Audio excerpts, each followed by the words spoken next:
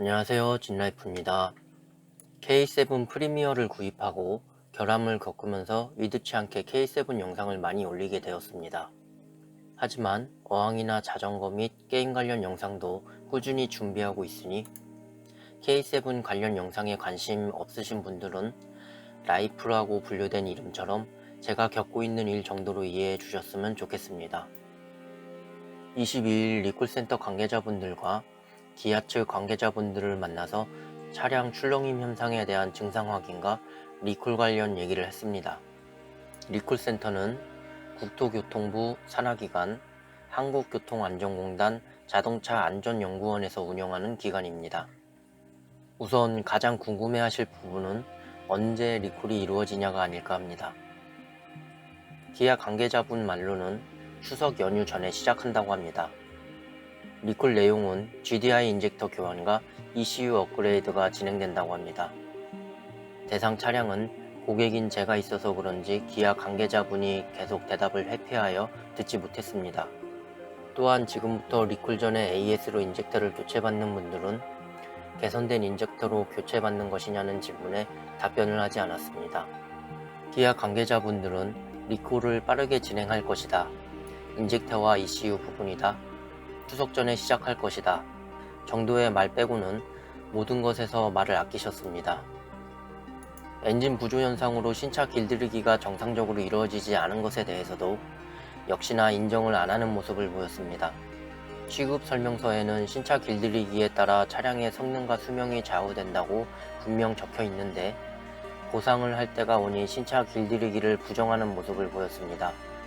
기아 측에서 해당 결함이 있는 차량을 보호하고 테스트가 이루어지고 있냐는 질문에 결함은 일부 차량의 문제이고 똑같은 증상을 재현해낼 수 없다고 했습니다.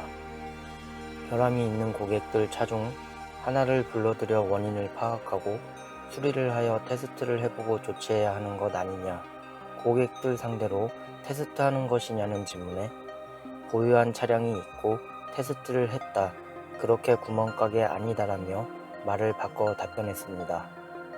현재 리콜이 확정되었어도 리콜센터에서 조사가 이루어진다고 합니다. 제대로 리콜이 이루어지지 않을 경우를 대비해 현재 조사를 해서 자료를 확보하는 과정이라고 합니다. 그래서 결함이 있으신 분들의 리콜센터 신고와 협조를 부탁하셨습니다.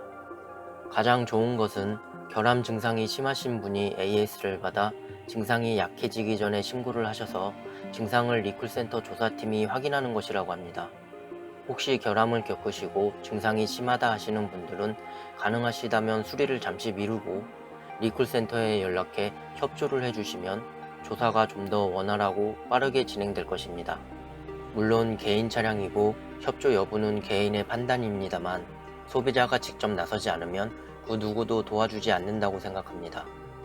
기업이라는 곳이 돈을 버는 목적으로 존재하기 때문에 소비자의 입장에서 생각해주지 않습니다.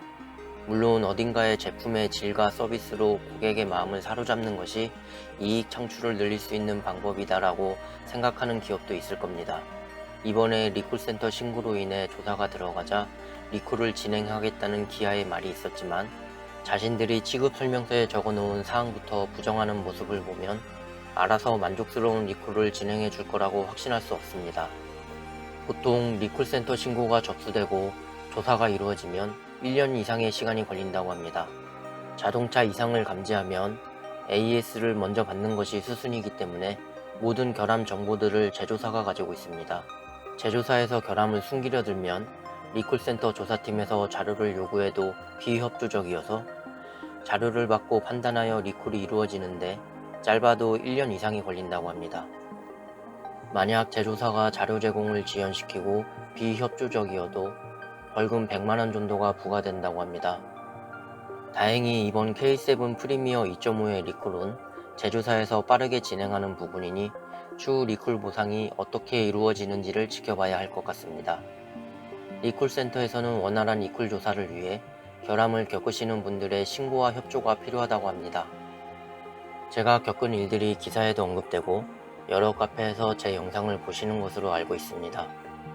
현재 결함을 겪는 많은 분들이 적극적으로 신고를 해주셔서 리콜까지 진행되었다고 생각합니다.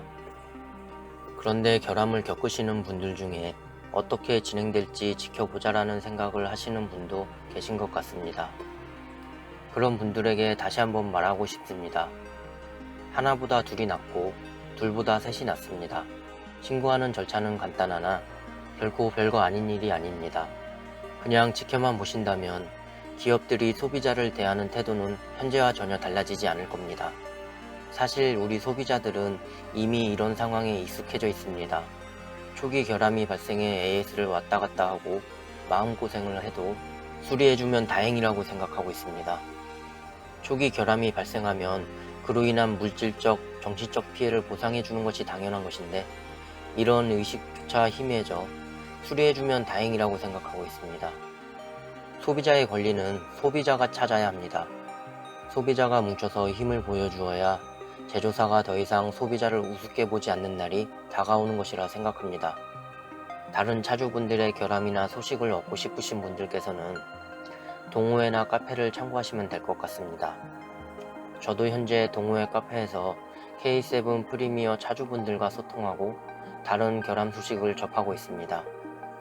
자동차 결함 신고를 하고 싶으신 분들은 리콜센터에서 가능하시고 기아의 AS나 보상이 잘못되었다는 생각이 드시면 소비자 보호원에 신고 가능합니다.